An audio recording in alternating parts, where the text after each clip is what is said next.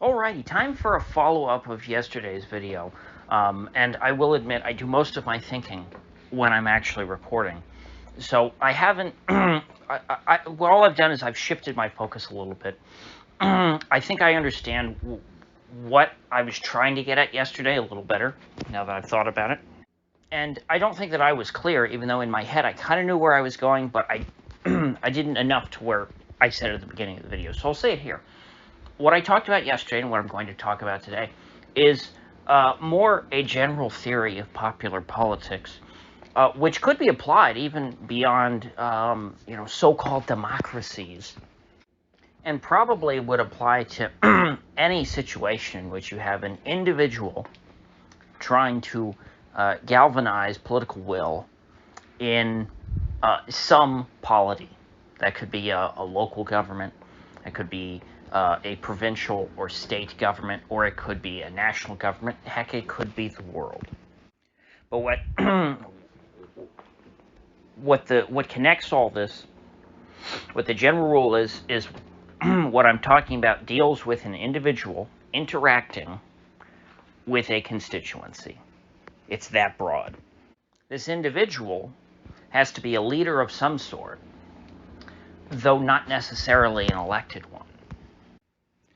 The logic could apply to a king, to a dictator, or to someone who is trying to win elected office.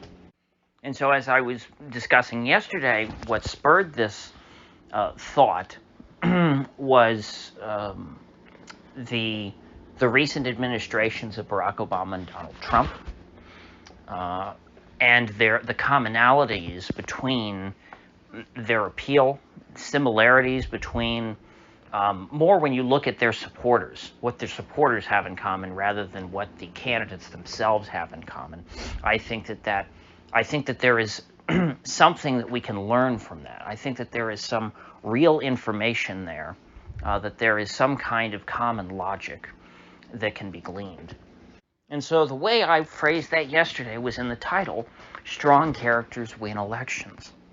That what Barack Obama and Donald Trump had in common in their electoral success was a powerful public persona that people identified with, not in the sense that, oh, he's just like me necessarily. It doesn't have to be like that. And I said that in a very clumsy way yesterday because I got all into woke characterization and self-inserts in fiction.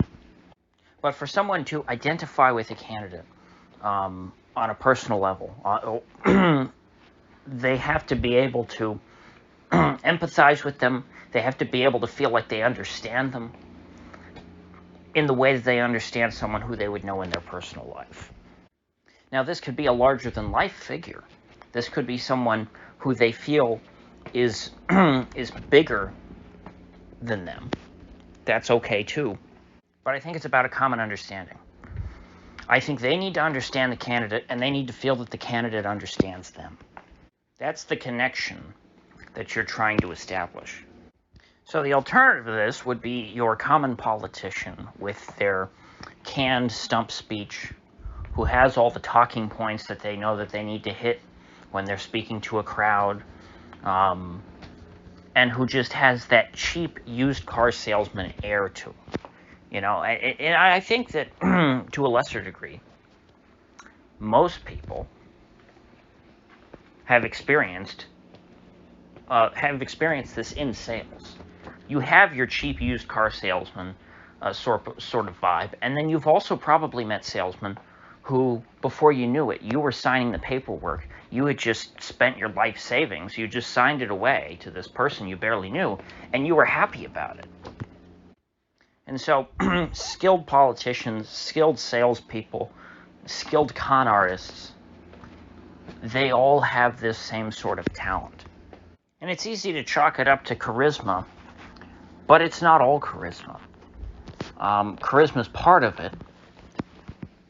I think it's more about speaking naturally, sounding like a real person, not like one of these fake constructs. And so if we go back to our examples of recent U.S. presidents, Obama and Trump, Obama was someone who performed very well on script. He always had his teleprompter. It was always highly produced. And even though his style never really appealed to me, and this is going to happen with any leader, not everyone's going to love them. People seem to resonate most with him when he was on script. Trump, it was the polar opposite. It was when he was off script, it was when he was off the cuff, when he was just being himself and not playing a role in any sense, because people liked the character who Donald Trump is naturally. Obama, very clearly, he was playing a role. He was an actor. I think most successful politicians, they're going to need to act. Their natural personality is not going to be that compelling. And the same is true for Hollywood actors. What's more interesting? Marlon Brando or Vito Corleone? Who's a more interesting character to you? So that brings me to the question, what kind of character is most compelling for people? That, I think, depends on the place and on the era.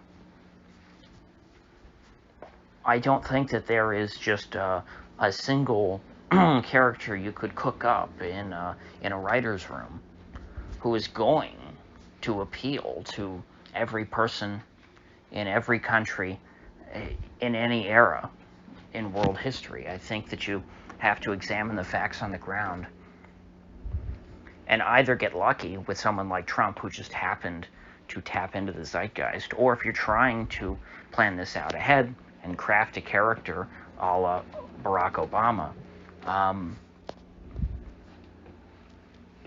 you're going to have to analyze the current situation. So maybe that's what I'll do tomorrow. Maybe what I'll try and do is craft what I think would be, if I were just dreaming them up, a fake politician, if I could cast a good actor in that role, what I would, and the tough thing is, every individual person, it's hard to look at, it's easy if you're trying to think of something like this, who your ideal leader would be. But I'm going to try and temper my own bias and try and think about what I think in this current era in the United States, what kind of character you could craft for a successful candidate. But what originally, what I think I said at the beginning of the video yesterday was that if you're looking to find a character, dream them up. Someone who's going to be more effective than Trump is naturally.